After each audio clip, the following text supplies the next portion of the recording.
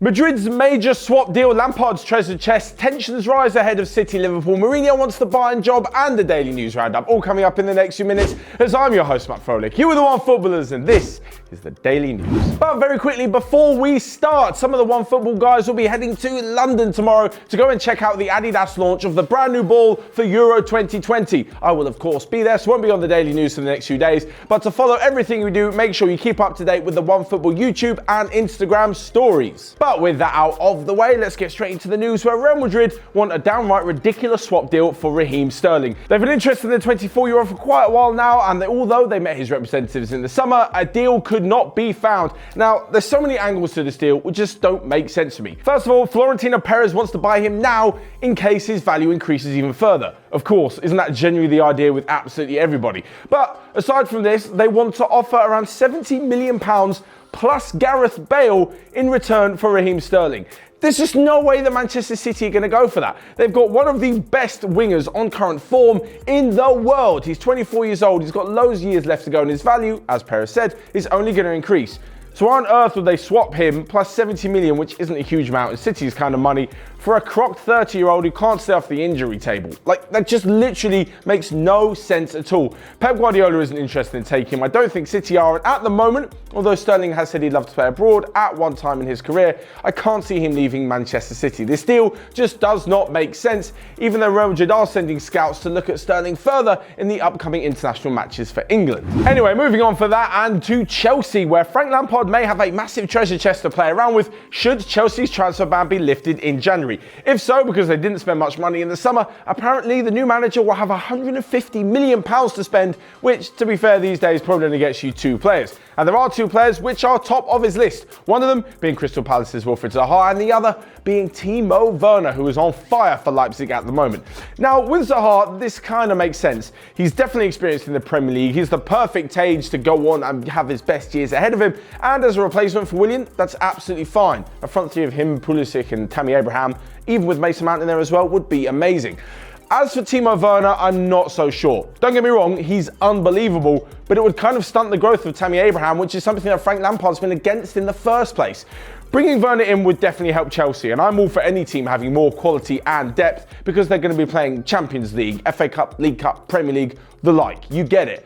But Timo Werner is going to want to play every single game. So is Tammy Abraham. He's been given the #1 striking role at Chelsea for the first half of the season. So fitting them both into the team is just going to cause a massive headache, and one of them is going to be left out. And Chelsea really don't want to go back to their old ways of just splashing loads of cash on unnecessary players. But if you think Lampard's got it tough, how about Jurgen Klopp and Pep Guardiola? As expectations rise, tensions are also rising ahead of their showdown on Sunday. It's Liverpool versus Manchester City at Anfield, but you didn't need reminding of that. However, things have sparked up in recent press conferences after Pep Guardiola accused Sadio Mane of diving.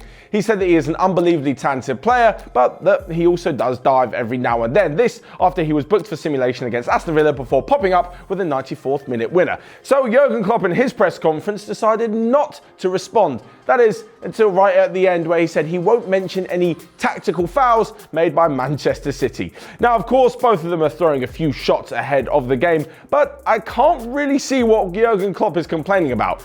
Let's look at the facts. Sadio Mane makes the most of all sort of contact. We've all seen it happen. He's right, Klopp, in saying that Manchester City would call for a penalty as well. Of course they would.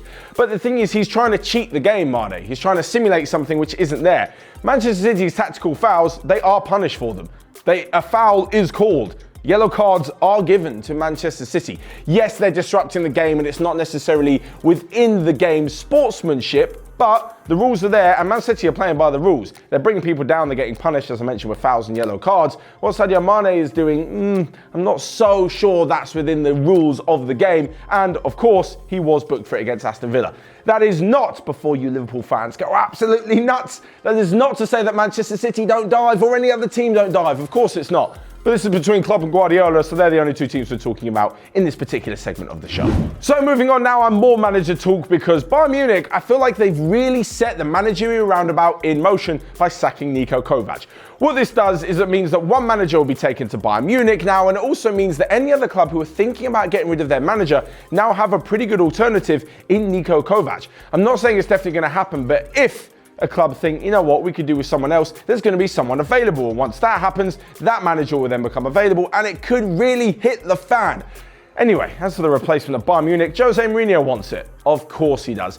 It's getting a bit ridiculous now. He's like consistently putting himself in the ring for every single job that's going. But this has actually come from former Manchester United player Bastian Schweinsteiger. Now, he played under Jose Mourinho at Manchester United and said that the United then boss was always asking about the Bundesliga, knew every player, every team, even the smaller teams, and definitely was interested in managing in the Bundesliga one day. So of course, when the top job comes up, it's only natural that he's going to be linked to it. As to whether or not he will join the German champions, I can't see it happening. There's definitely been a war of words in the past, and I'm not so sure the current Bayern Munich board would go for Mourinho, who they seem to loathe, and someone who doesn't necessarily speak the best of German. So lastly but not least, we'll come to a quick roundup of the rest of the day's daily news. And talking of that Bayern Munich vacancy, Erik ten Hag has ruled out moving to Bayern Munich from Ajax until at least the end of the season. Manchester United may remain without Paul Pogba for another 4 weeks due to injury. Leicester, Wolves and Everton are interested in Burnley's Dwight McNeil, and Spurs are offering a player whose contract is running out a new contract.